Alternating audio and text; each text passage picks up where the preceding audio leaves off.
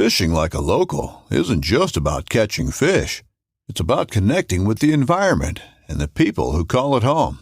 It's about hearing the stories and traditions that have been passed down for generations and sharing unforgettable moments with the people you meet along the way.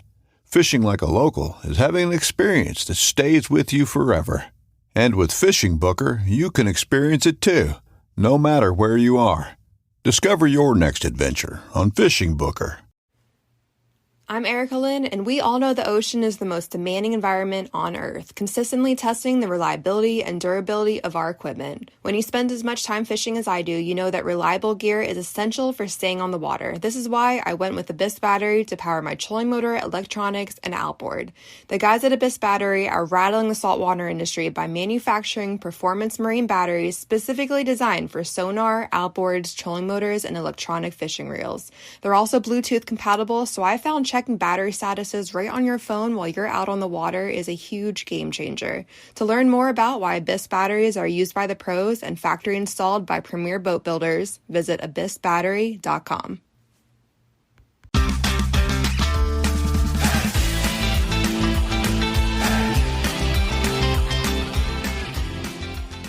Hello and welcome to the Publicly Challenged Podcast. I'm your host, Luke Oswald, and I hope you join me on my quest for knowledge to become a better public land hunter, angler, and forager. Stick with this and who knows, maybe we will learn something together.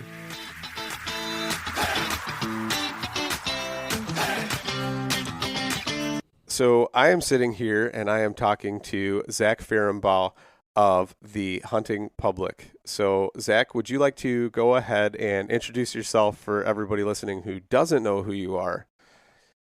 Yeah, I'm Zach. I grew up in Ohio, Western Ohio on the flatlands, and then went to college in Southern Ohio at Ohio University. And right at the end of that, I got an internship with Midwest Whitetail. I moved to Iowa. Lived there from 2015 to 2020, and then I became a Colorado resident, which is where I am right now. But in 2017, we started the Hunting Public. Aaron, Greg, and Jake and Brody, and myself, and then the following year, Ted joined up, and since then we've just been kind of making as much hunting content as we possibly can and traveling around and hunting public land with the goal of relating to, I guess, giving people something to watch that they can relate to and hopefully learn something along the way. Like, the whole mission is to show people what we're doing in a way, like in hunting in situations that are relatable to them. That way, if they can, apply that to their hunting, it can hopefully help them. And then, ultimately, we feel like getting more people that are passionate about hunting. There's, some people view that as negative. And, our thought is the more people that like and support hunting is obviously going to mean, yes, there's more competition for places to go, but the more people that do it and are passionate about it and care about it, the more people that are going to vote in favor for it when it comes down to whether or not we can even do it or not in the future, which I think is an important thing. So there's pros and cons to more people, I think, but ultimately in the long run, that's kind of the goal. Absolutely. So, yeah, no, I like it. So I got to ask you though, you said you got your internship. What like led you in that direction? I mean, did you go to school for like filming, or what did you, how did that come to be? You just always wanted to be in the outdoor space ever since you were a little kid? Cause I mean, I remember I grew up and I watched like Jackie Bushman and like all those people. Right. And, I always wanted that, but after a while, I remember always watching these shows, and we'll kind of get into that because that's kind of how you guys probably were too. But first, let's cover just kind of, you grew up probably in the same space as me, watching those shows, wanted to be part of it, and then you just said, heck with it, I'm going to try it. Well, when I was super young. I guess we're going way back. Like I was always really interested in hunting. Like we, my parents were just talking about this photo where I'm holding my mom's curling iron up, like, like a gun. And I remember always being excited about my dad coming home and telling me stories. And my dad's a really good storyteller, so he would always, you know, get real excited about these stories when he'd come back, and I was always so excited to hear them. And then my grandpa introduced me to like shooting 22s and squirrel hunting, and I started doing that like really young, like I mean 5 or 6 years old. I mean, I was young, maybe even sitting with him at 4, and things continued to just, evolve from there. I became more and more interested in it. And then as I got into high school, I remember when me and a few buddies got our driver's license, it's like, all right, like the door's wide open now. And we just started doing everything that we could. I don't know if there's populated in your area, but where I grew up in all the farm country and the farm fields and the soybeans and stuff like that, there's groundhogs everywhere, or at least what we call groundhogs. Yep. Some people call them woodchucks. So like in the summertime, we would just hunt those. We would shoot them long range. We would shoot them with 22s. We'd shoot them with bows. And then in the fall and winter time, we would do small game hunting and deer hunting, and then in the spring do turkey hunting. And eventually in that high school time frame, it was like, well, if we're doing this stuff all the time, let's just start videoing it. And like some of my buddies were kind of into it, but I was always really into it. And I would like sacrifice hunts, for myself to just go sit with a buddy and film him. And then I started self-filming. And then like as all that was happening, I was also like discovering YouTube and hunting videos on YouTube, like a long, I guess a long time ago, like Right. the Well, I mean, beginning of YouTube. the evolution has Before there come a was, long way for sure. yeah, before there was anything like there is today. Like I was watching people just with GoPros, or just these rough edit videos that I just really enjoyed because it was relatable. It was something I could get on there and I could watch, and it's like, well, that looks like me and my buddies. Or this video isn't perfect, but it's cool, it's fun to watch. And I would say as early as, I think YouTube started in 2006, and I would say as early as 2007 I was watching hunting on YouTube. And then when Midwest whitetail started popping up for me, I started watching that and following that like crazy. And I knew of Aaron and Greg before they had any idea I even existed. Me and my buddy Ben, who makes appearances on our videos a fair amount, him and I would like, just binge watch tons of Midwest whitetail. We'd watch it as soon as we'd, get up on a Monday morning, we'd watch the main episode. And I'm pretty sure at that time, this is like 2011, 12, 13, 14, they would post every day.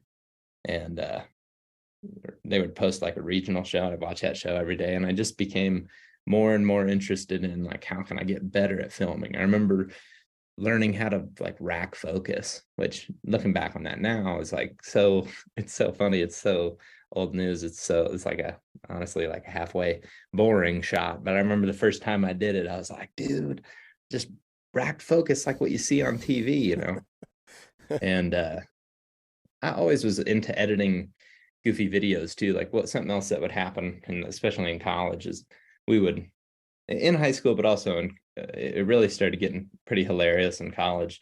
We would just have this vision and we'd just film this video, and we'd sit down, and my buddy Ben would sit there beside me, and I would just start chopping away at it. And he'd give me little like ideas or little, things to tweak or whatever. If he gave me a thumbs up, or, if it was funny or stupid or whatever.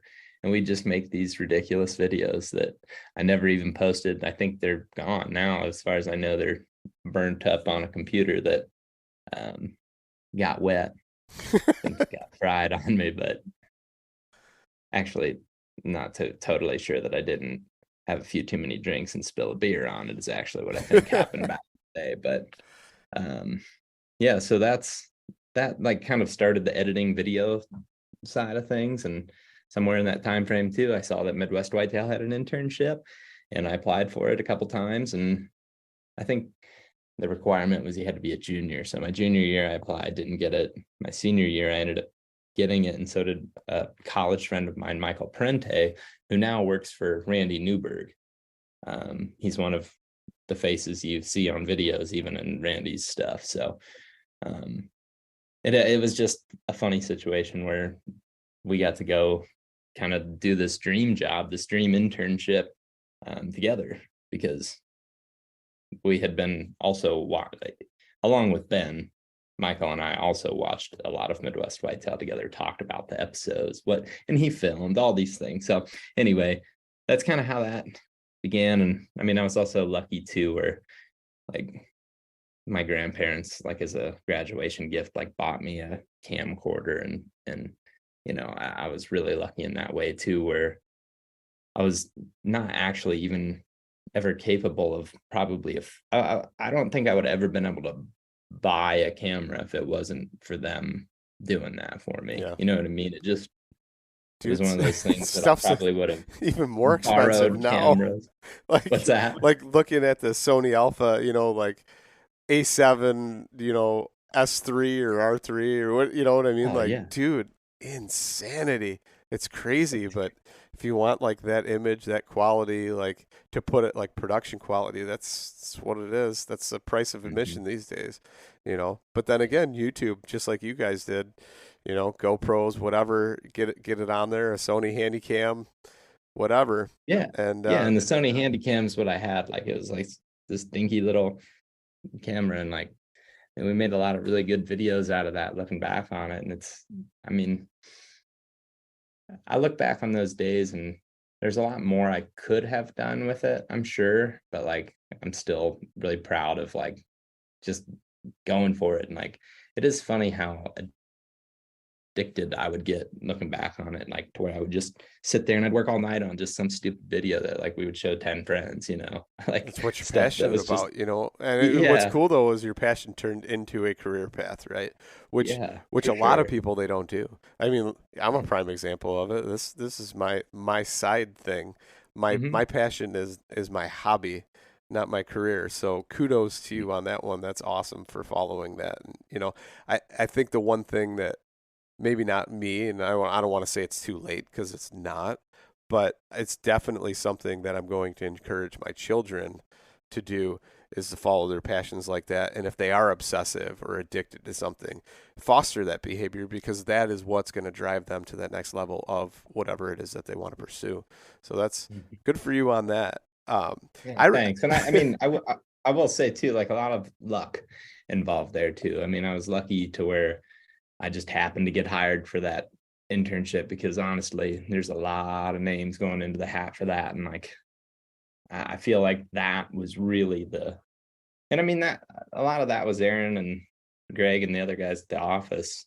So I'm lucky that I met them, and that was a good relationship when I interviewed and everything. Like, just, I feel lucky, really, that all that played out the way that it did, and thankful for getting the opportunity from Bill at Midwest Whitetail as well. Like, I ultimately ended up working there after that internship, and that also just allowed me to get more experience and more networks and whatever. And it just, you know, I just feel really thankful that that all played out the way it did, because I definitely went after it, but at the same time, like, it could have went not the way that I wanted just as easily, you know. So just feel lucky and thankful. So I gotta say, you were talking about how you were watching YouTube, and like in that same time frame, like when YouTube was still kind of new, Netflix didn't have the streaming service, and it was like DVD mail, right?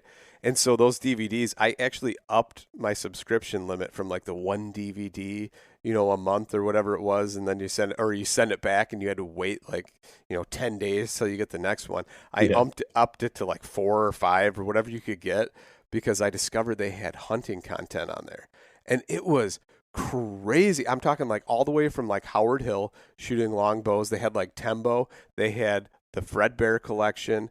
They had they had bow hunting October whitetails 1 and 2, which was the Wenzel brothers. Yeah. Dude, I kept that one probably longer than anybody else. Just watched, and that's something like imagine them filming all that stuff with like a giant VHS camera, like and they weren't like professional cameramen either, and like you could totally tell, but it didn't matter because the quality and the content that was there was so awesome, and like the Yeah. stories they told too. Like they were talking about hanging their dirty underwear to try and fool a buck to cross on a different section of a creek that they set up a stand in. Like I mean, stuff like that. Nobody else was talking about stuff like that, No, and it was no, just that's so cool. Like and now they don't have any of that content anymore. Because it's streaming stuff. But it makes me wonder, like, what happened to those DVDs? They just lost forever. Like, yeah, seriously. Who knows where those exist, like where those actually are sitting these days, or if they're yeah, just gone. I don't know. But there was some premium content on there that I wish I would have just like kept and like pay to feed it. You know what I mean? Because there was some Oh yeah. awesome videos on there. But that was you were watching YouTube. I was watching all those on Netflix. I don't know. I don't know when I actually discovered YouTube, but I have to say, like, of hunting shows, you guys probably were the hunting show that I'd watch on there. And what's crazy, and this kind of translated into that, what we kind of got into or alluded to earlier, is you were watching those shows, and if you watched hunting shows on TV, it was the same thing. It was the can shots. It was everything that you saw that wasn't relatable. It wasn't your average guy going out on public land and hunting. It was these big production budgets. They'd go to a ranch. They'd, lay down 2 deer in one episode, and they were both, a booner, and then move on to the next ranch the next week. And it's like people got burned out on it. And you guys saw it. Like there was a void, and you filled it, and it was free content. Like, I mean, can you kind of go like, what was that like? What was your drive towards that? Um, it definitely wasn't. It definitely wasn't just me. Like Aaron and I started turkey hunting, and this is like kind of the tipping point, I guess. We went turkey hunting in 2017, and we started doing these daily blogs where we had been doing them for Midwest whitetail deer hunting wise, but we started posting them on YouTube. And at the time, it was Cabela's Spring Thunder by Midwest Whitetail. So we produced, filmed it. We were the Aaron was the face, and we filmed it and edited those shows. And we started putting these blogs on YouTube, and we would like go in, and Aaron was doing most of the editing, or maybe all of those blogs at the time, but I was always with him, and we would go in, and like I was kind of his assistant, and we would go in and he'd edit these videos, post them on YouTube, and they'd just be these super short, like daily blogs of what we were doing, and they were getting like a couple thousand views, and we're like, dude, if we're getting a couple thousand views on YouTube for my turkey video, we should just do this. Like, and I remember driving home on a couple of those trips, and we would just be like brainstorming, like, what if you don't have the same sponsors that you do on a private land hunt, like, you would replace a blind with like a cooler or a knife or whatever, like something that's stuff that public land hunters Right. would use. Like, oh, that's a way you could do it. But then, like, I don't know, we just would brainstorm all, and then it would just kind of fizzle out. And eventually we started kind of formulating a more serious plan of it, and that we were gonna, when we presented that at Midwest Whitetail a couple of times, but like that wasn't really the route that Bill wanted to go. It was not through YouTube. Didn't really want to do that. I didn't really want to change from what we were doing too much and just take that risk to dive into YouTube. And eventually we were just like, well, we could just not do it and keep working here, or we could just try it and just take the leap. And like at the time too, I was 25. Warp was, I don't know, he's probably 29, I think is what he was, and Greg was 36 maybe. And like, I don't know, at that point we were like, nobody had any money anyway, nobody had any like real responsibility. It's just like, what the heck, let's just like risk it all. So we literally just took all our money and we just bought whatever we could equipment wise, like which was basically, food, enough to get us to places like gas, and then camera stuff, and a camera, and then a laptop. And then we just we would take turns editing, filming, hunting, whatever, and just started slapping stuff up there and didn't really have a whole lot of plan. I mean, at the beginning, I will say this, I felt very confident that would work always. I really did. It just was, like you said, there was a void there. And but we also talked as a major backup plan, or even kind of a plan A. It was we're going to have to do something else. We're not just going to be able to make hunting videos. And then and basically what we meant by that was photography jobs, video jobs. We talked a lot about weddings, and and we could have done that. We had the skill set to do that at the time. And spring and summer weddings, right? Or summer weddings. Yeah, but but that was what was going to hopefully help us. And at the time too, it was just just enough to keep us going hunting. That was the goal. And we just started doing that and went that first fall season, and then got to be winter, and we kept just doing other stuff like scouting, or I think maybe we posted a coyote hunt, just stuff we just continued to post stuff and managed to leg it out for that winter. And I think that winter we got our first contract with Legendary Whitetails, and that allowed us to really. Was it pretty lean? Were you worried about before you got that contract? Was it oh man, I wasn't worried. Yeah, I don't know. I don't know. I don't know how to explain this the best way. It's there's always a plan B, right? At the end of the day, if you need to just get a job and make it work, you can do that. And I also don't, like I said, at the time I had zero responsibility. I paid rent for $600 at the time per month. No, nothing else. That was my rent. Didn't pay utilities or anything. Just had this super cheap place that we lived in. And there was one time where it was the summer of 2018, and this is even after that contract, because we put all that money back into just growing hunting public or whatever. And I was at Jake's parents' place up in Wisconsin, and we had been up there fishing. And I remember trying to buy a plane ticket to come back here, because I was dating my girlfriend Whitney at the time here.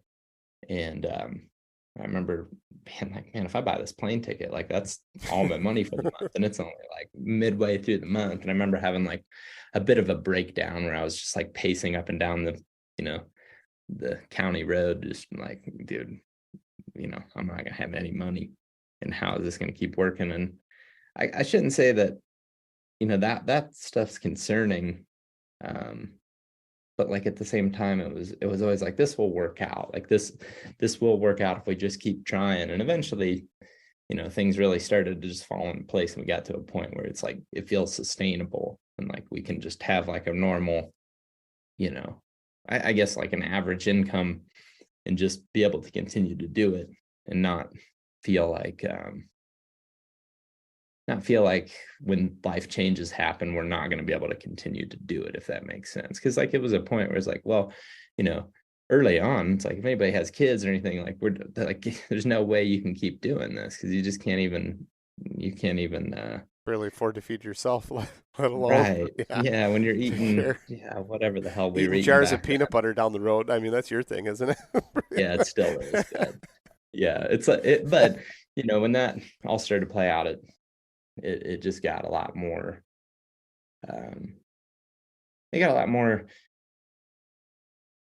I guess just we felt confident that it was going to work. And we still constantly are concerned, because things are always changing. YouTube isn't even necessarily the hot thing anymore. What the people that watch YouTube or watched YouTube a few years ago aren't apparently watching it anymore. It's going to short form stuff. So it's just I don't know. Yeah, I don't know how you do that.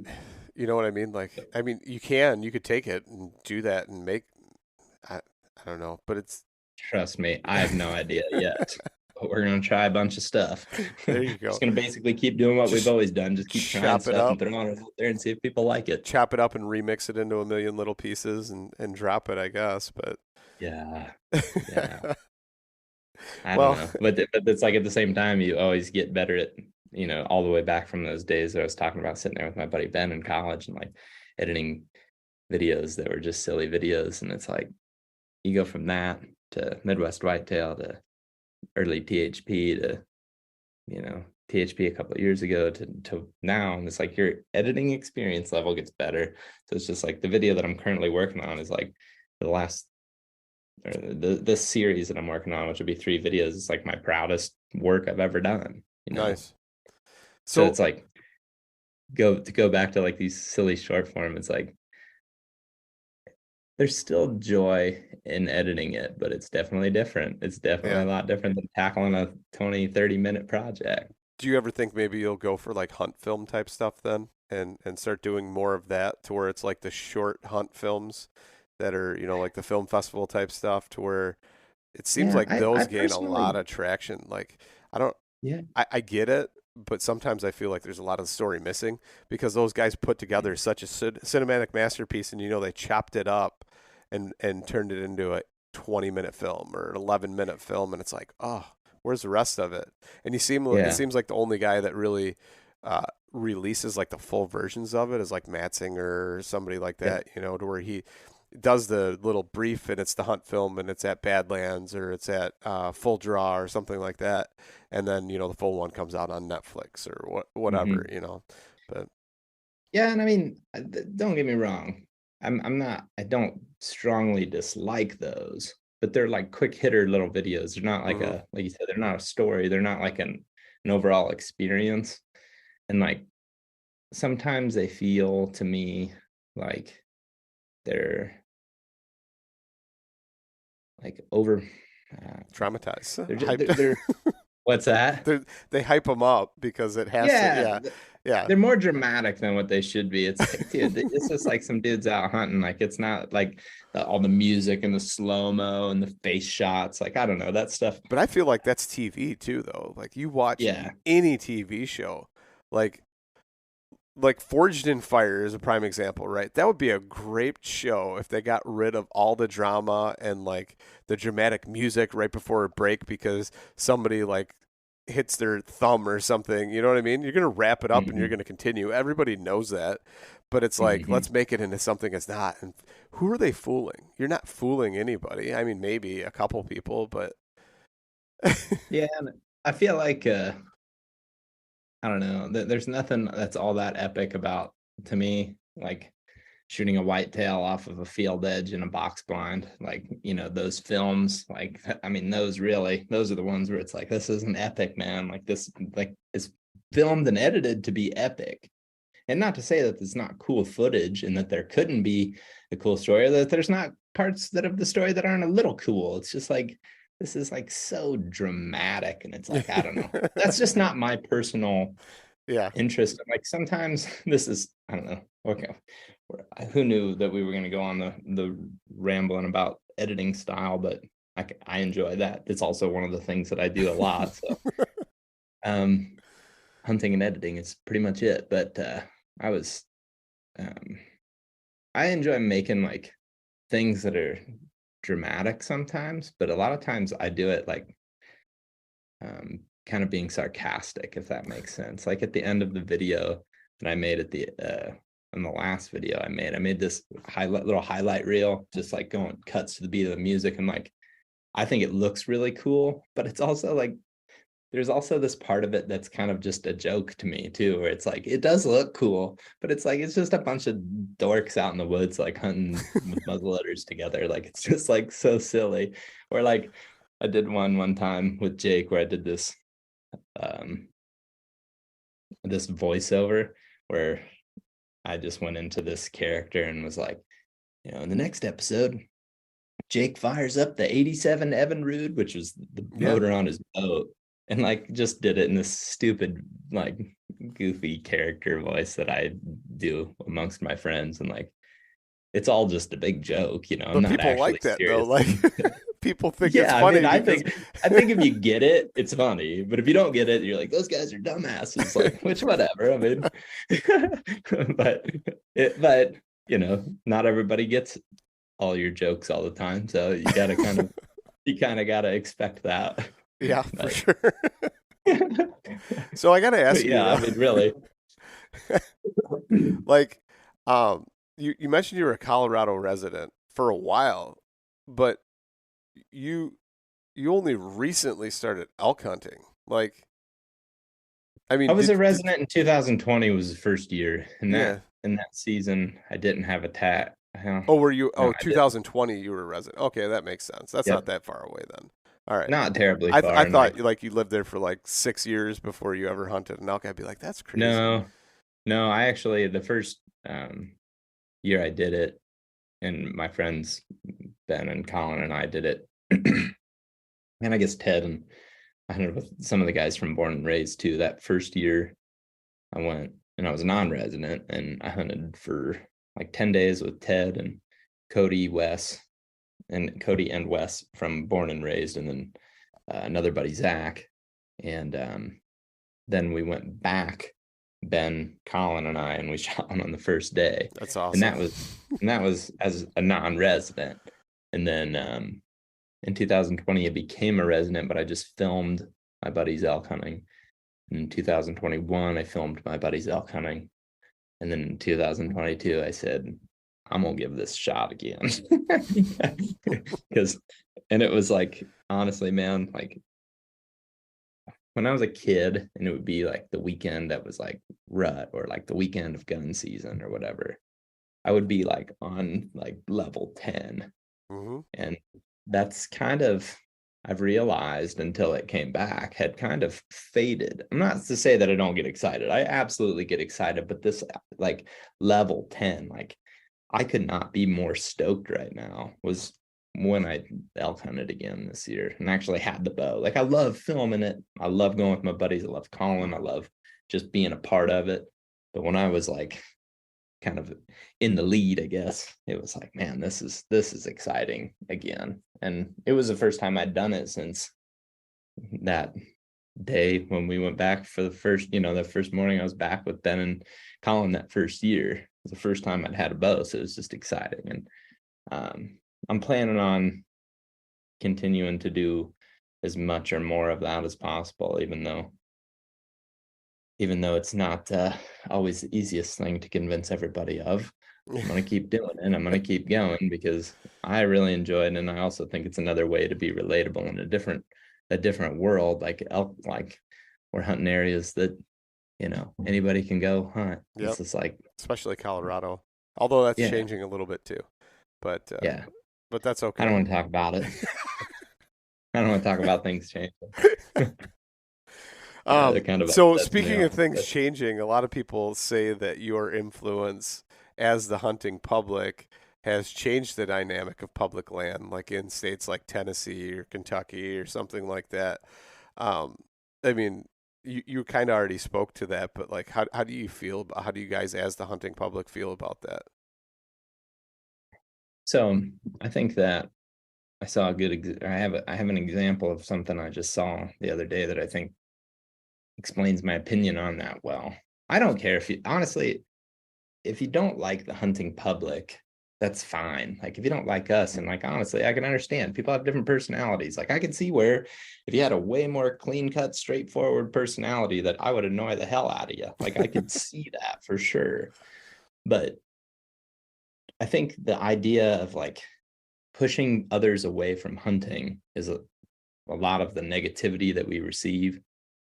And that's the stuff that we think about and we try to critically think about, I guess. It's like, are we doing something wrong? Is this having negative effects? And at the end of the day, kind of like I stated earlier, I think something that's really important is when it comes down to a vote, if there's more people that care about it, then the better chance you have of protecting your opportunities to hunt. Like if you drive everybody away from it and you make people dislike you as a hunter, then I think that you're ultimately just like digging yourself a grave. You're going to eventually lose that opportunity, and like nobody's going to come back and help you out if you drive people away and you're mean about it, and like this example that I saw was like, it was a post, I think it was Outdoor Life, posted on Instagram about the percentage of deer harvested on private land versus public land. And it was 88% of deer were harvested on private land. And I was like, well, I mean, that number right there just goes to show you that like public land isn't necessarily like getting hammered by people. Still, clearly the majority of people are hunting on private land. Well, then I read the comments, and it is just the nastiest stuff, not necessarily directed towards us, but just directed towards new hunters, and like how people shouldn't be getting into it, and how people shouldn't be going to public land. We should be driving people out of public land so it can be back to what it used to be. I'm like, I got pretty upset about that. I'm like, what? Back to the way it used to be. That's I'm like, so messed up. Yeah, but like, well, I don't know what the end goal is there. Like more big bucks for you, more toms for you. Like how is that benefiting the next generation? Yeah, it is, and it just isn't. I mean, so I don't know that as far as the negative feedback on that type of stuff. I also like, I don't know. I don't know. I don't know how to say this without being like just further pissing people off. But like, I don't think that it's that bad. Like, I really don't at all. No. I hunt in places that anybody can get a tag for every single year. Everybody, resident, non-resident, hunt in freaking Ohio, where it has always been a thing of non-residents flocking into that place to hunt on public land. And it's like, it's just, I don't know, it's not that bad.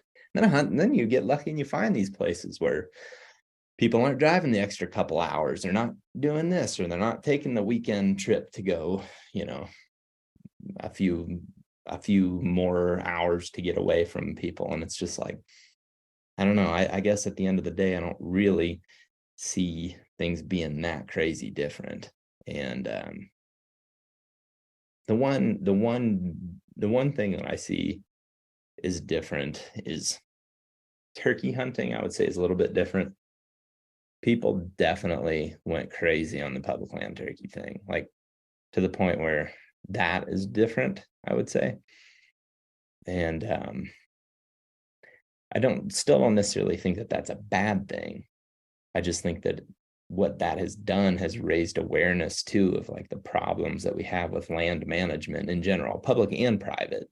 Like when you actually go to a lot of these big public land areas that are just undisturbed forest for miles and miles and miles, in the harvest numbers are down on those particular areas. It's not because it's getting overhunted. It's because a lot of it is just like poorly managed, and I think that's another positive of it is, you get more people that understand what the problem is and how we can actually have healthier forests that create better wildlife opportunities for all species, not just the ones that we like, but anyway, yeah. I could go down and the whole turkey hunting thing. I actually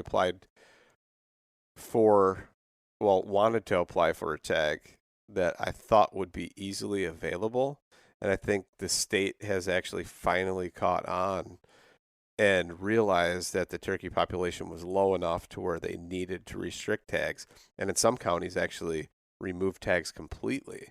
And it's one of those things that I've noticed a decline for many years, but I thought, well, maybe I'm just not seeing them. Maybe they are somewhere else. Maybe they're on a different piece of public or whatever. But I honestly think the wild turkey population has been slightly mismanaged, along with a lot of environmental factors too. And I don't know, maybe you have thoughts on this too, but the podcast that we did this morning was all about turkeys was the focus, but like ultimately land management and lack of. Well, I think even like modern agriculture practices play into the turkey population. And when you're seeing a decline in fertility rate, and a hen's only having like 4 poults instead of like 6 or 8, I mean, that's a huge impact. And then you've got a bunch of bobcats that there's a huge resurgence of bobcats, but you have a limited number of tags. I mean, I remember when I was a kid, I'd never even seen a bobcat. It was like a mythical thing. And now, driving home from work the other day, there's one standing on a Jersey barrier on the side of the road. And it's like, whoa, wait a minute here. Like, they're everywhere. And then you Mm-hmm. see bobcat tracks in the snow all over the place. I've got bobcats showing up on camera, and then mountain lions now too, and it's like, whoa, wait a minute. We need to reevaluate this and maybe look at like predator management a little bit better as well. So, I mean, there's a lot there. We don't have to unpack all that, but I mean, the one thing that I am more passionate about than anything is the habitat, though, and I think all of THP is ultimately, because like we talked about in this podcast, it's like the experts, that's the one thing all experts of turkeys agree on, is that if the habitat was better, that there would be more turkeys. And I think that a misconception that I had growing up is, oh, there's forest, that's turkey habitat. And that's not necessarily true. Like, for example, um, I've hunted in big stands of timber in Illinois, well, filmed last year. I filmed Aaron in Illinois. And that was some of the like most bleh woods I've ever seen in my life. And the turkey numbers unfortunately showed that that forest was bad habitat. It looks great when you're standing there. If you're looking at an aerial photo, it's like, oh yeah, there's got to be tons of turkeys in here.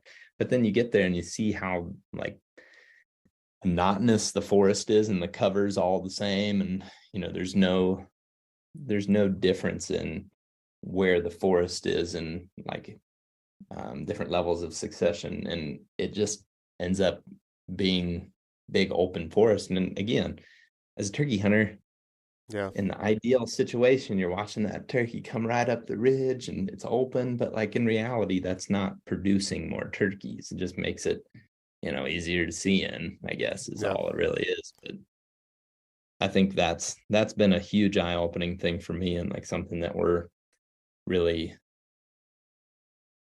excited about, just trying to raise awareness of, as well as like take action for. Like, it's just stuff that we've donated money to a bunch of different turkey like research and stuff like that, and we want to do something with habitat for this next plan project that we have. So like we're excited about that stuff, because ultimately that, I think, is also going to play into like not only getting people excited about hunting, but then like being satisfied with it too. Because in the long run, if people are going deer or turkey hunting and they're not seeing these things because of just neglected land, the predators and stuff, I don't think that you're wrong by saying that that is a factor and something, that an issue that has to be addressed.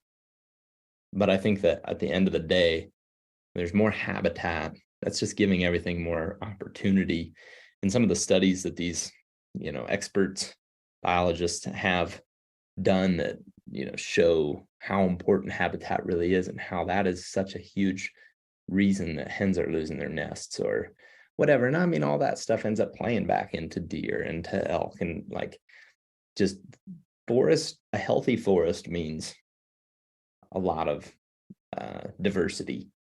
And that doesn't just mean plants, it also means animals as well. So Oh yeah. that's just, That's I actually just saw something the other day, and somebody was doing like I don't think it was a TED talk, but it was something similar to that. It was a lecture, and they were talking about the indigenous and how they manage land, and there were certain practices that they do, and they actually found a chestnut forest that was managed by them for millennia, and it was through controlled burns and other things, and because of that, the wildlife and everything else flourished around it. I mean, it's just amazing to see, how just little actions like land management and being able to clear that underbrush and get rid of invasive honeysuckle that's taking away from actual other habitat and things like that, I mean, they really produce. And then like, I don't know if you have looked into like riparian food forests or any of that kind of stuff at all, but like the impact of that kind of stuff is like, all of a sudden there's a boom, and it starts out with one thing, and then just everything else flourishes around it, and there's there's these lulls. It's a cycle. It goes up and down for a while, but then it finds its homeostasis, and it's like, whoa, how did that happen? I mean, and you got these farms, right, that are doing like the regenerative practices that have the food forests and things like that, and it's like that works. Like that model works. It's just harder. Nobody wants to put in the time or the money, or where the resource is coming from. And I've got a friend that I actually met through the podcast that started a nonprofit to start doing more stuff with that and doing agroforestry. And like, that's huge too. And not only that, but like benefit for humans. One, there's a continuous food source for humans, but the animals, it's a food source for them too. And and you lose less soil for your crops and everything else. It's like, whoa, there's a lot there to unpack. And like I could tell, I could see it in your face right now that you've actually looked into it a little bit, and that you're passionate about it too. It's pretty cool. Yeah, I like the idea of, working with the forest to create more opportunities for wildlife, which in turn, ultimately, yes, is going to give more opportunity to a hunter, right? It's like, I feel like if you could take, for example, if you could just take a big piece of public land, let's say even like 40,000 acres, in the next 10 to 20 years, you had a team that was just hardcore working on that piece of land, you could make it go from, there's some wildlife on it, maybe they're using kind of the edges of the property or whatever, to there being a ton of animals on it. And like, I don't really have any interest in hunting private land, but I do have interest in managing private land, if that makes sense, and giving others opportunity. Like, something that's like constantly on my mind is, and a lot of this plays into too, my friends, Ben and Keith, and my friend Larry. These are guys that live in Ohio. They do this like as their job. It's like their hobby, their passion, their job as well. And they go and they basically try to create better habitat for wildlife on a variety of properties. It all started, my one buddy, my one buddy Larry, his business, he started by like converting people that live in the suburbs of Columbus, converting their yards into like wildflower stands and like just native grass and wildflowers. And it's just like that is something that I really feel strongly about and I get excited about. And I think mostly because I hunt all these areas that like are pretty good, but they could be way better if they just like have the right, management. And it's been a slow process. It's not necessarily something I woke up and I was like, wow, like I love the idea of managing for better habitat.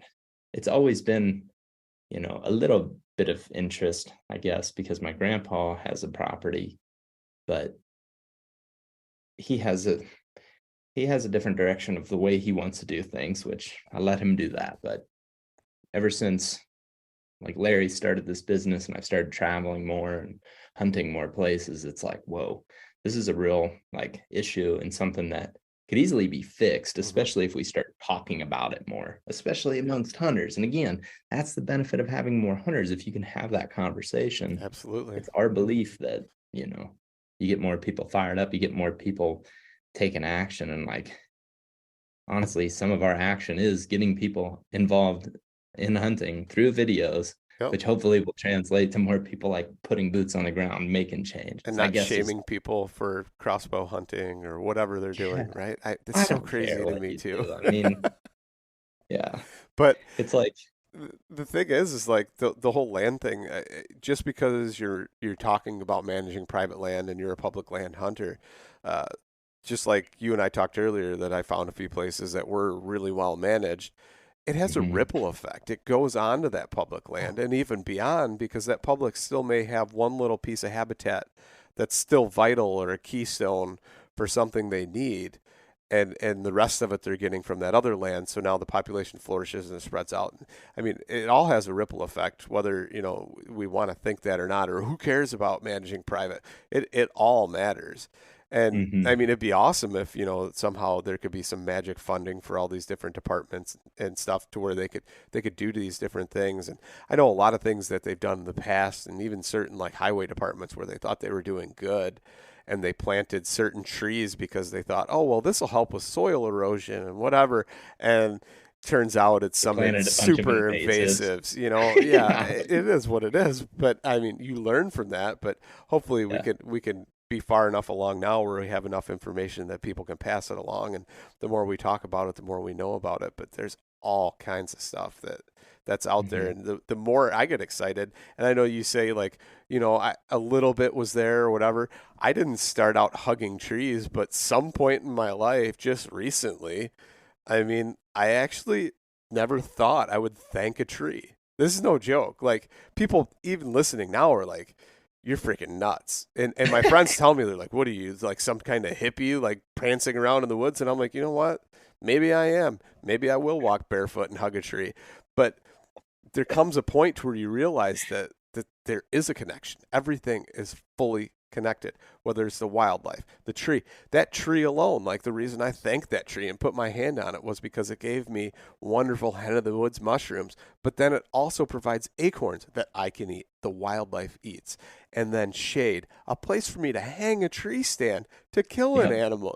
I like Yeah. it just it's so cyclical, and people don't realize that they're looking at one little glimpse. And I think, like you said, just inspiring more people to get out there and do that, the more they develop that connection, and even if it's a small piece and it's just that hunting connection, they're now a part of that fabric, that landscape. And the more time they spend out there hunting and then getting into the other aspects of it too, they're gonna gain a deeper appreciation than somebody who sees it from the sidelines. Now, granted, certain things shed negative light on it, and social media, there's good and bad, right?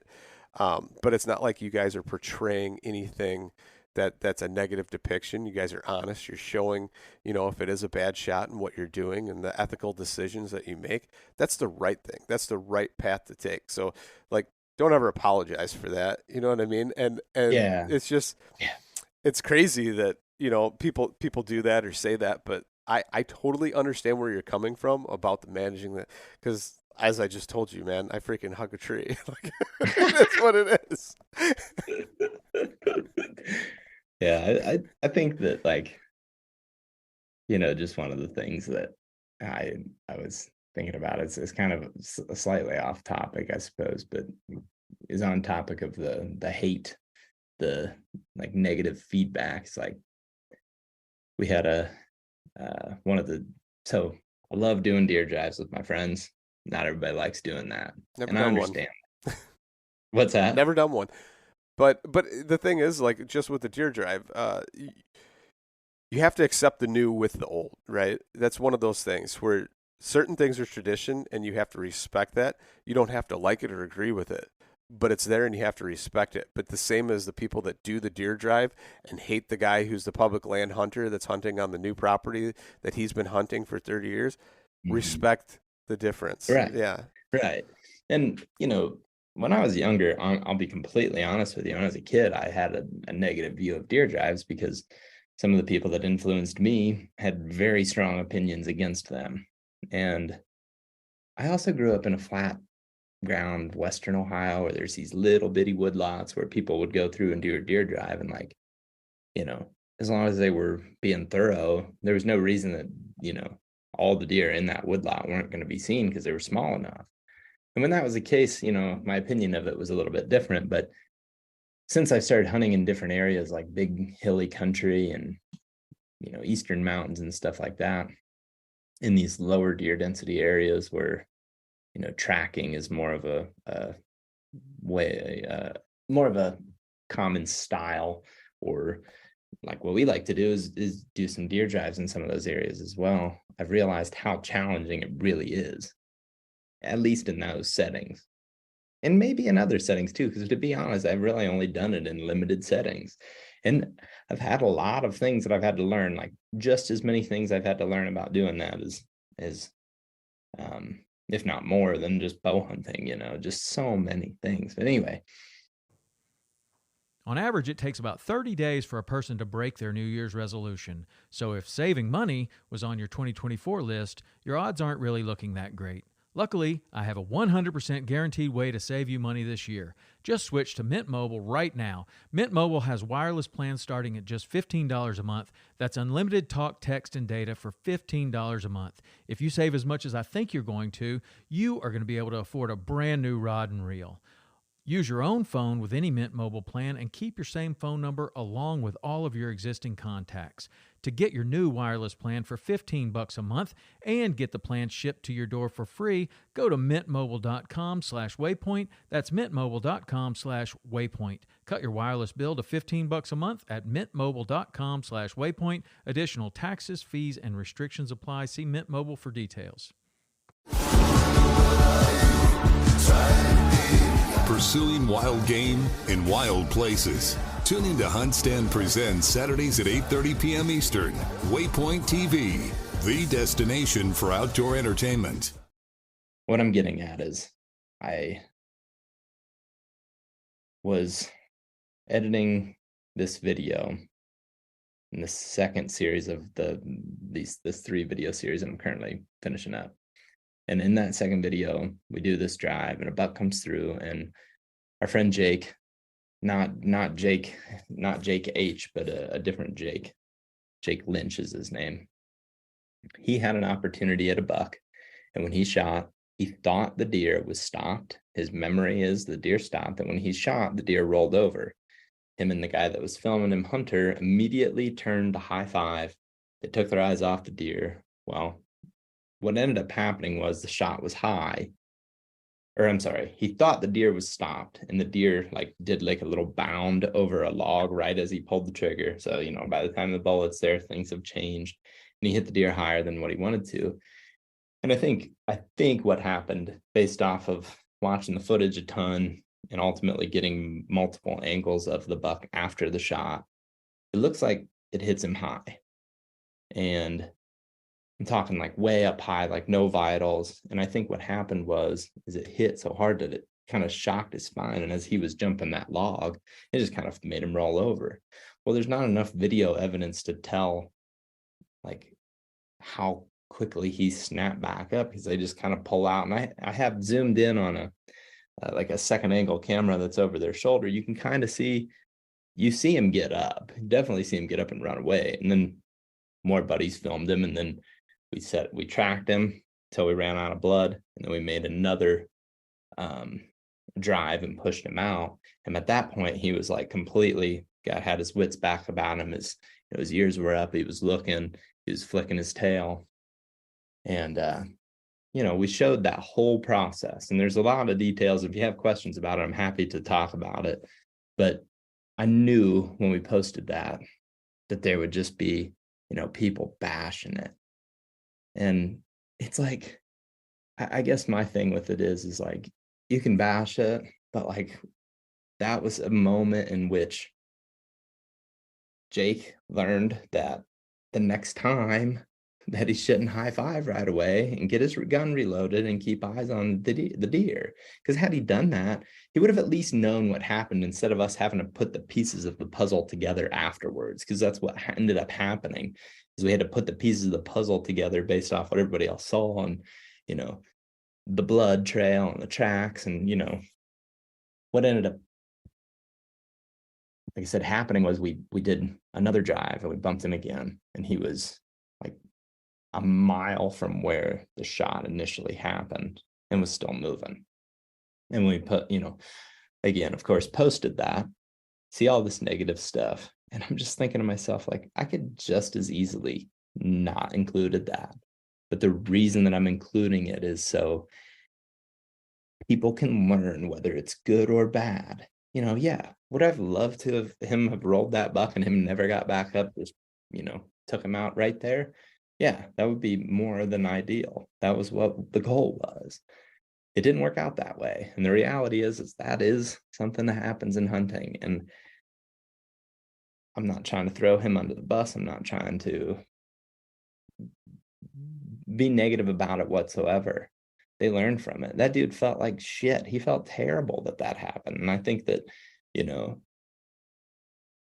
having this going right for the negative of that is just, it's sad to me, because it's like, we're all hunters here. We're all making mistakes. Nobody out there is making a perfect shot or a perfect decision every time. And like, while it wasn't his best and his proudest moment, it's what he did. Yep. And I don't know. I like showing that stuff because it's just the reality, man. Like, nobody's perfect. And like, some people make more mistakes. Hell, people miss a lot more than others.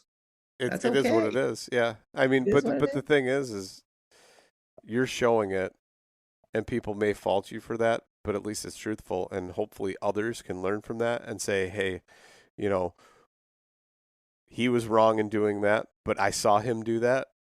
I'm going to be more cognizant about myself, not high-fiving right away and being able to put a second shot on that animal or whatever the scenario may be.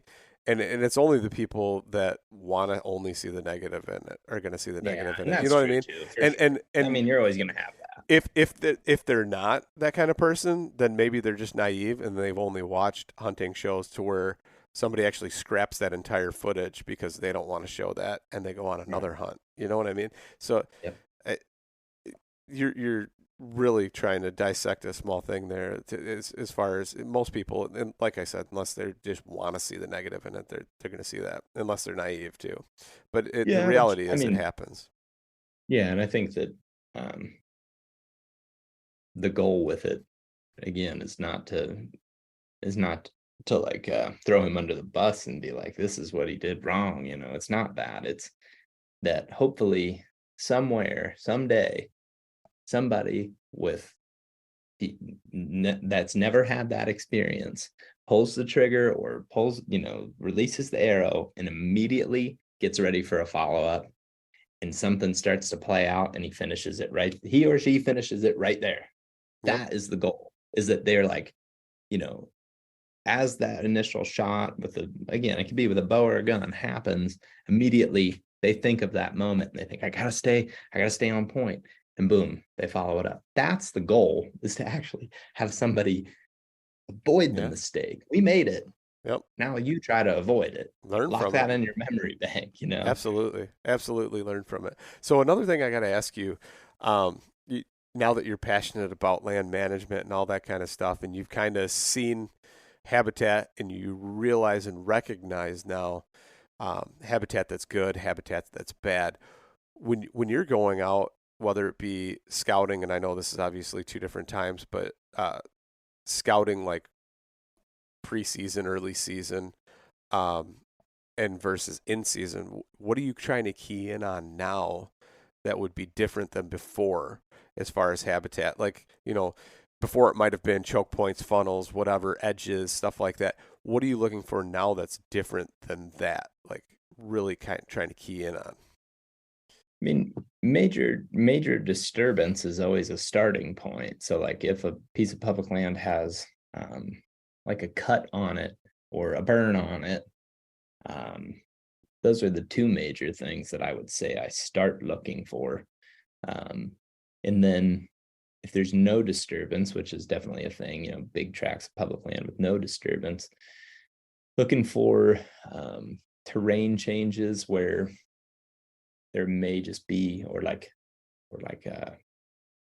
moisture that may change what types of plants are growing there. So like, for example, I'll really focus on areas with a big wide creek bottom where I know a lot of sunlight's getting down into that, just because added moisture ultimately, gives you, in a lot of situations, more diverse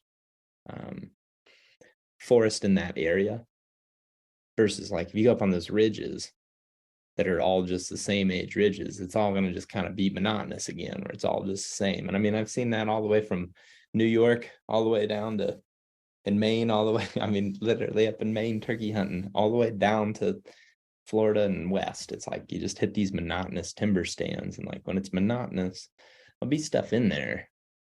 But if you're looking for animals, whether it's deer, turkey, rabbit, coyote, whatever, you're going to be where that disturbance is, or where there's diversity. Because like you said earlier, it's all connected. So like, even if you're looking for a coyote, you're probably going to be around the disturbance, because that's probably where there's more rabbits and mice and everything versus that open timber, if that makes sense. So that's what I key in on to start. And then other things that I'm always doing is just taking note of, like, best I can, because I never thought this would happen, but I start to like forget things, like forget like what stands of timber. I like to cover ground, so I do that. And I don't really like to revisit places too much. I do, but I like going new places. I like to kind of do things on the fly, but when I do go back to places, or I'm in an area that I know I'm going to come back to, I try to take note of like different types of trees it might be, and I'm kind of generalizing too, like big timber stuff, like what oaks are in what spots. Because if you're seeing a trend where white oaks are dropping, for example, then, and in the back of your mind, while I was there in the off season, I know, or 2 months ago, before the acorns are dropping, and I know that spot over there's got a whole bunch of white oaks in it. That is the type of stuff that'll bring me and circle me back. And I think just looking at the style too, the style is so much more it's mobile on like this level that like I just don't even necessarily know that I can completely explain. Like I just don't ever stop unless something's like, and everybody's, or I shouldn't say everybody, but if you've hunted enough and you hunt and you continue to hunt, even if you're not there and you continue to hunt, you'll see these places where it's like, okay, I should probably stop here. I need to hang out here and hunt a couple days in this area. But like until it hits that point, it's just like I want to keep moving. Deer, turkey, whatever. Elk, whatever. I don't like to be stationary, because animals aren't stationary. They don't just sit in one spot. I mean, somewhat, right, in the bedding, but yeah, they may be due for a day, but they're not doing it like every single day, sitting in that one spot. I mean, and in some situations, that's very generalized, but I like to just keep it moving personally. Yeah. So that's long-winded like answer. One thing, and I don't know what your opinion on this is, but like some people say white oaks, a lot of people say white oaks as far as, whitetails are going to hone in on if there's white oaks versus red oaks, they're going to, I don't find that true. I also know nutritionally that the red oaks actually, they do have more tannins, but they also have a higher nutritional value versus the white oaks, and the white oaks go rancid quicker, which I think maybe because the lack of tannins, there's something there to that. But yeah, I think that's what I've heard before. Yeah. And so everybody's like, "Oh, white oaks, you got to hone in on the white oaks," and I'm like, I don't know you about that. You got to hone in on what they want, what they're eating that day or that week, what their demands are. Yeah, like one of the craziest like experiences hunting oaks I ever had was, it was a variation of a red oak, but it was what my friend Ben, who is way more knowledgeable about plants than I am, was calling them was scarlet oaks. And it was crazy everywhere we went. And it was really interesting too, because in November, it didn't seem like they were paying a whole lot of attention to them. And we had been bow hunting that area in November, but they were raining that time of the year. But, when we would see a buck, he'd be cruising. When we'd see a doe, they would just be generally browsing. It didn't seem like they were concentrated. We weren't seeing a ton of feeding sign concentrated on those. Anyway, fast forward to December, and we had went to other places, and I went home for Thanksgiving, blah blah blah. Went back to Ohio, and it was gun season, and it was like those deer were all over those scarlet oak acorns, like to the point where it was everywhere you went that there was a scarlet oak tree and there was acorns. They would just be like turned over. And ever since then, I've not seen that concentrated feeding sign. And that was December of 2020 all the way to, we saw it all the way into, February when we were in there scouting. We were finding sheds under these trees where the ground would be torn completely, like it was flipped upside down from deer, turkey, whatever, just being in there eating those acorns. And since then, the feeding sign has not been that concentrated, definitely not that concentrated for that long. It's just really interesting. Do you ever keep like a log or a journal of that kind of stuff, to where it's like the reason behind it? Was there some type of weather event? Was there something like, something in the environment that happened that caused them to have that nutritional need, or something that, Like you could I, relate and back that to that. Like, do you ever do anything like that? I don't, and I that's a know I good should. question. That's a good question, and I should. I jump so many places so much that I've got these, it's in a given year, it's just that trying to keep track of all that, even if I wrote it down, would honestly probably just get pretty ridiculous. But like in most places, like I have other friends that are in different regions that I'll hunt. So like just kind of keeping up with them a lot of times is how I keep the track of it. So it's like, for example, if I'm going to go hunt in Ohio, I know my friend, I got a ton of friends there. Like that's where, I grew up and everything. So I've got tons of friends there. So I can just talk to my buddies and ask them questions like that. Like, what are you seeing? Are you seeing any type of, trend to a specific acorn? Which oaks are dropping right now? Which ones aren't? Which ones were? Whatever. A lot of times I kind of rely on that, or again, it just is what it is that year. I mean, I know that's Yeah. probably not the right thing to do. My whole life, my dad has told me you should write more things down, but I don't. I think a lot of it is because of the video stuff.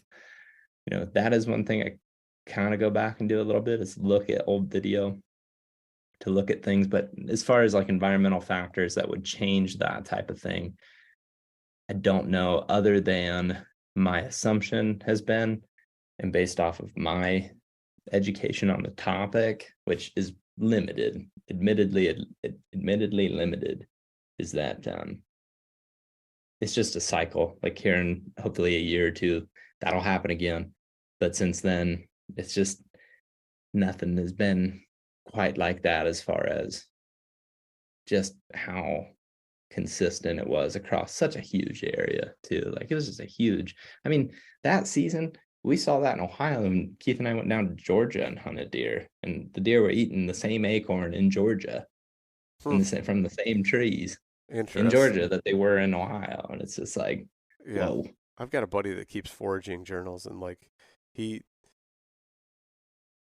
can tell you this year this was the weather, this was like the temps and the pressure and all that kind of stuff, and this is when this was in season. And then the next year it changed, and it was weird because the weather was cooler, but these mushrooms still weren't popping up or whatever. It's interesting to like have that data and go back to it, but I definitely I don't ever do that either.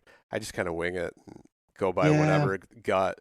I got to ask you though, like what's the one thing like that was the aha moment, like one of the things that like to this day sticks in your mind, that like when you discovered it blew your mind and you're like, what what is this one thing, or how did that change the dynamic of how you're going to hunt?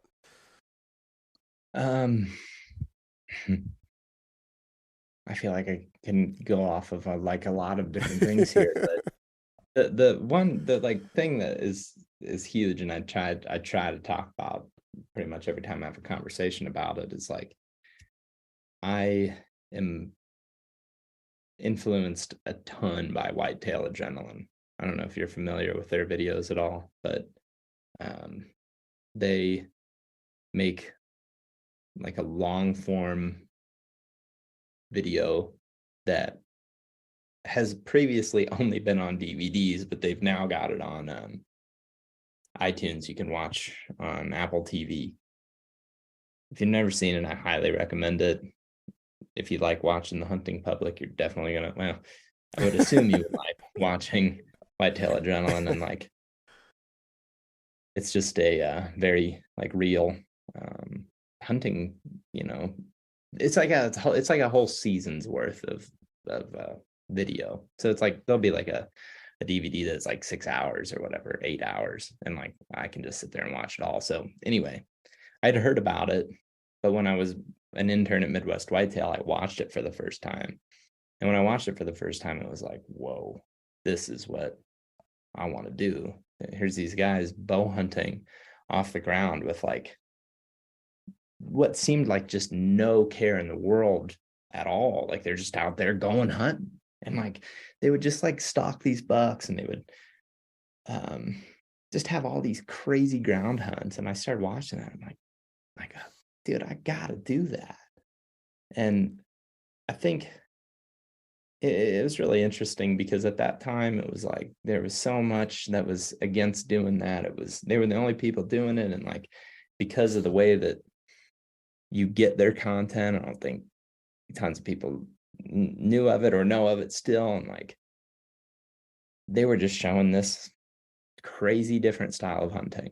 And I started like just dabbling in it slowly because I knew I was like turkey hunting because I like being mobile. I like not having to set up all day. And like honestly, I would hit points in the hunting season where like by the end of November, like I was burnt out because I didn't want to sit in a tree stand anymore. I honestly do not like that, like really It's at tough. all. It's tough. Yeah, I don't like The it. hardest thing I Not ever do just, is full day sits.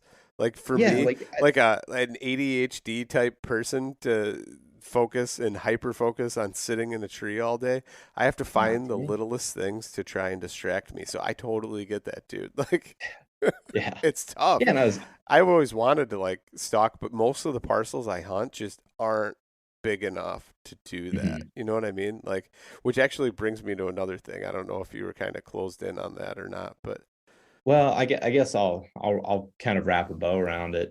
At least what I feel like will explain it all better is like I saw that and I wanted that. I wanted to have this like looseness about it where I could just go hunting and just make decisions on the fly and be instinctive. And I'd listen to like the I'm not a huge podcast listener actually, like um but I would listen to what Jared would talk about. Jared is uh, the guy that started Whitetail Adrenaline, like the owner, and he edits the videos and stuff. And he's just, like his hunting style, editing style, everything I just really admire and look up to, I guess. And um, I started listening to what he was talking about, and he would talk about like going hunting and just not having scouted a place. And I was like, how do you even do that? Because at the time I was spending all this time scouting, and like as I started to just chip away and not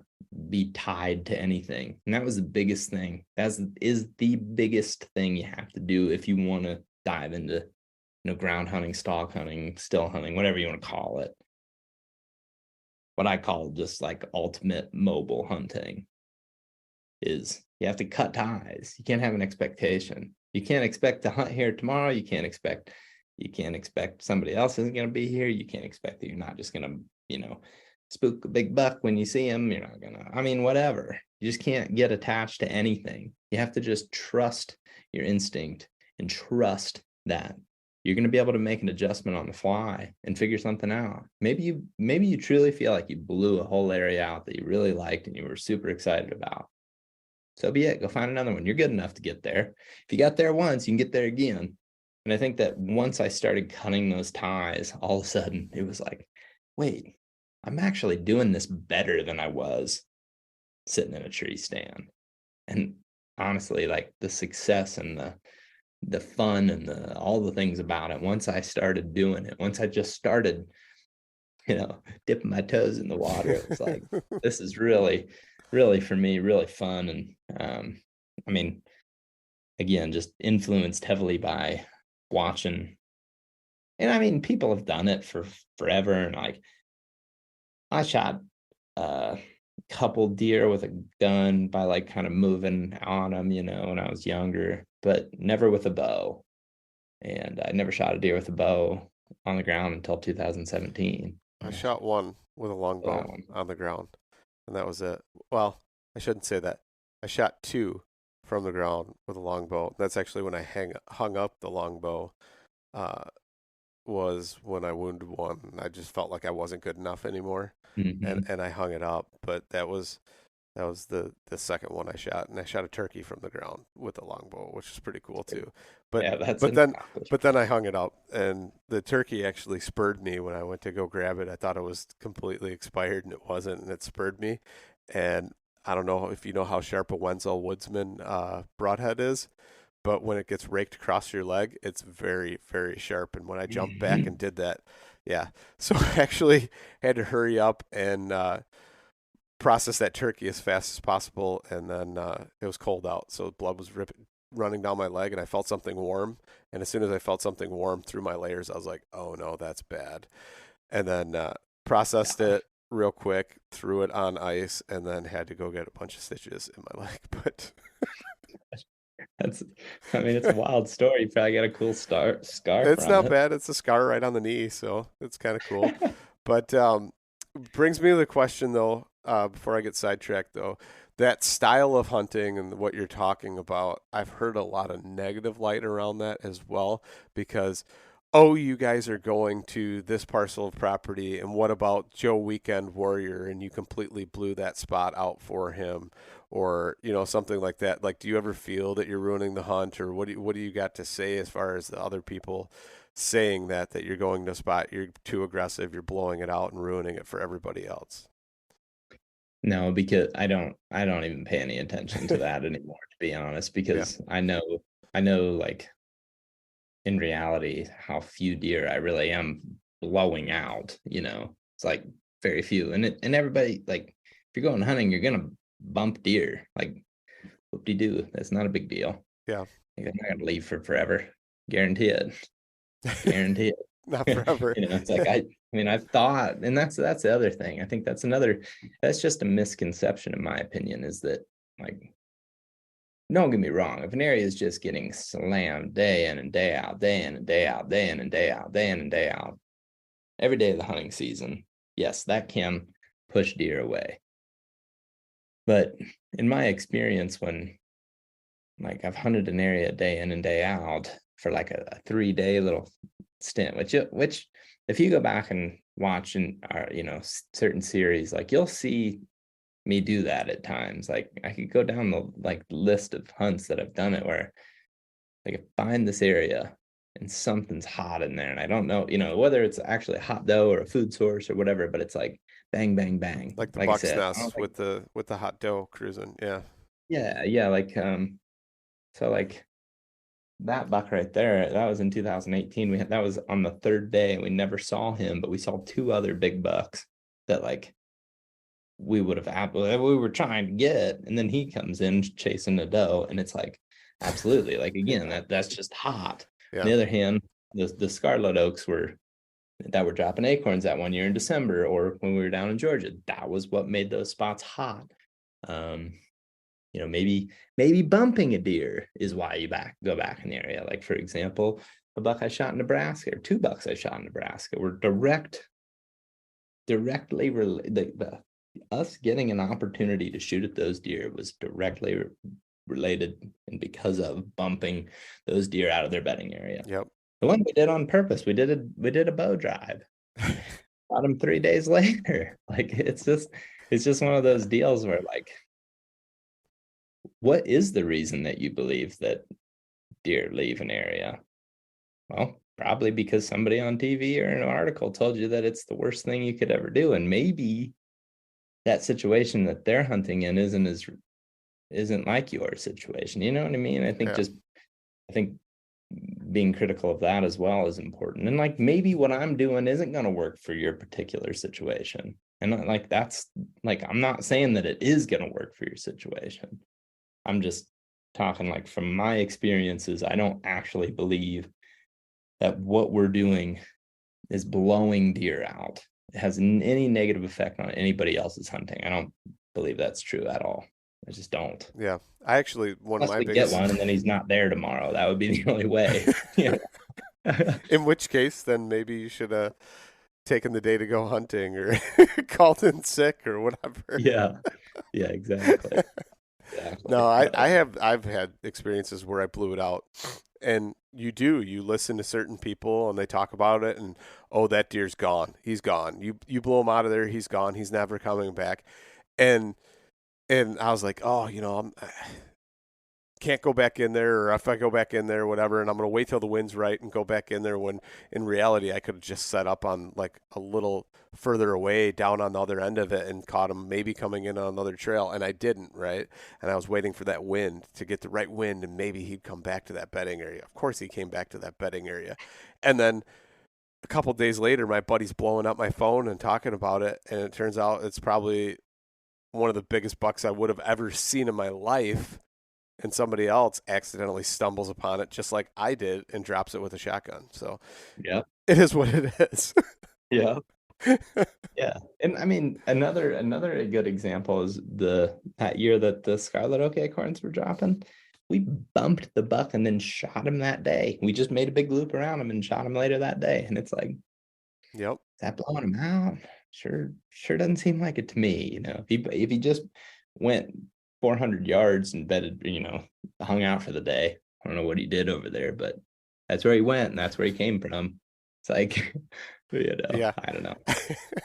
It's No, just, and I not like to it. say that like anybody's in the wrong. I'm also not trying to piss anybody off. I feel like sometimes I can come at stuff so hot that may offend somebody. And I'm not trying to like make somebody mad where they're like, oh, I believe that you can blow deer out. And then, this guy's telling me you can't, and he's wrong. I'm not trying to like upset anyone by saying that.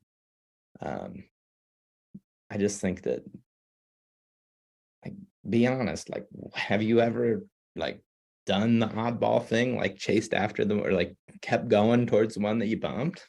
Well, if you've never done it, then like, how do you actually know that he's blown out of there, Yeah. Or like, just, I don't trust a trail camera. Like, I don't run trail cameras. I don't have them.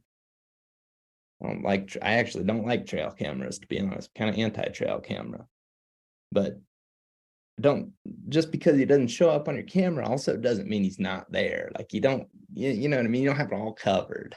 Like, he's there. I've had trail cameras out before, sitting in the tree stand, watching a deer go past the trail camera, and then it was a cell cam, and still never even get the picture.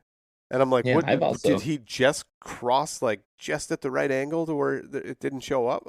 I mean, and that was my moment to where I was like, wait a minute.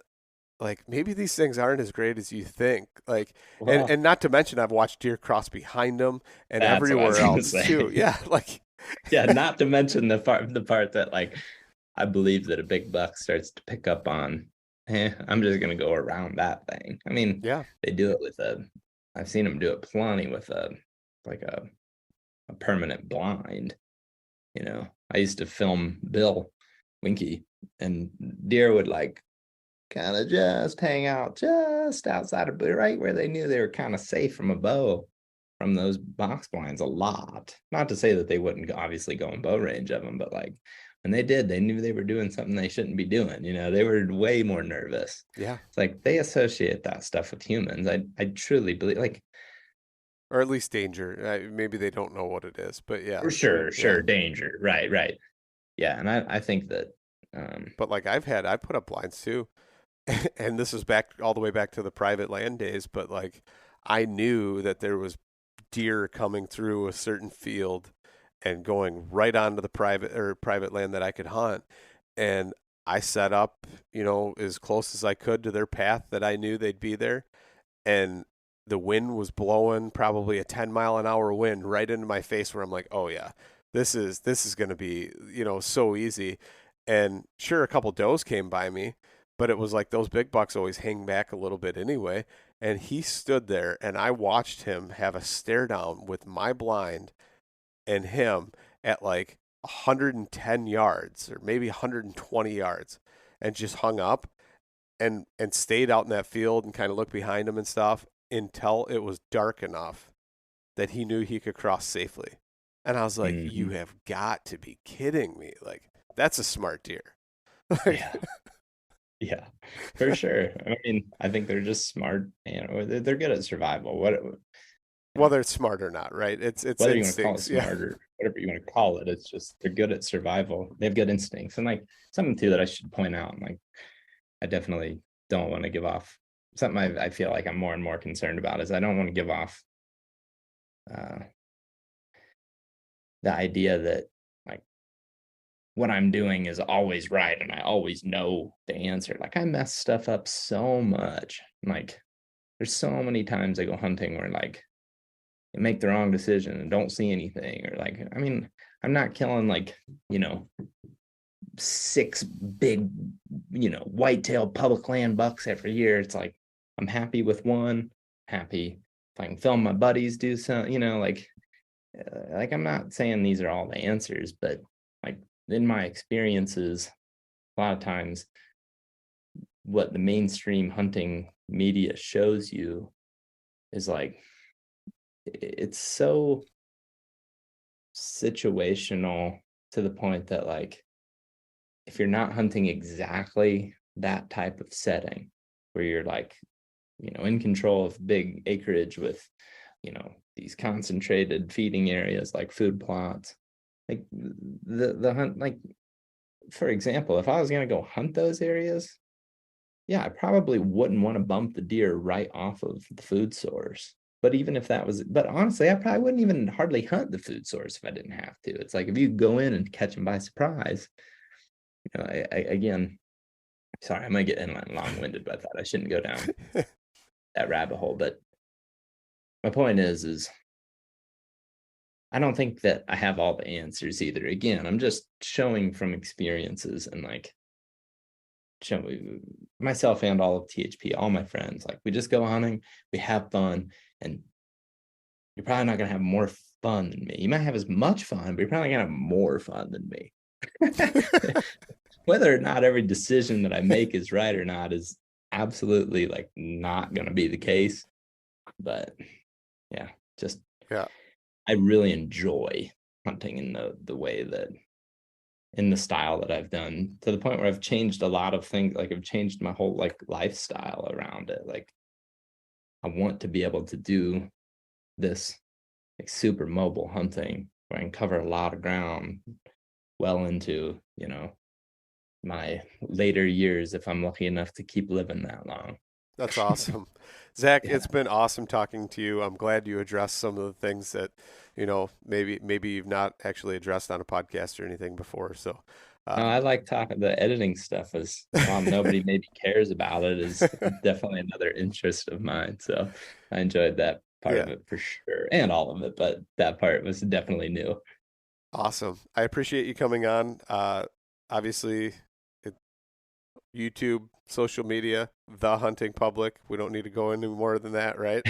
Yeah, that's cool. Reach out to you guys or whatever, right? Yeah, feel free. I mean, I like talking to people, like having conversations, whatever, messaging, whatever. I enjoy, talking about hunting strategy. So anytime anybody wants to talk about it, let me know. It's good having you on, man. Thanks for having me on. I had a good time.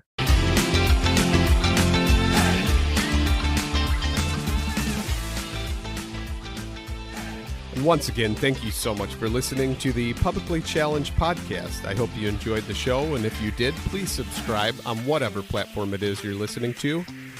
Also, if you could leave a review, that would help us out. And you can check us out on Instagram or at publiclychallenged.com. And once again, thank you so much for listening to the show.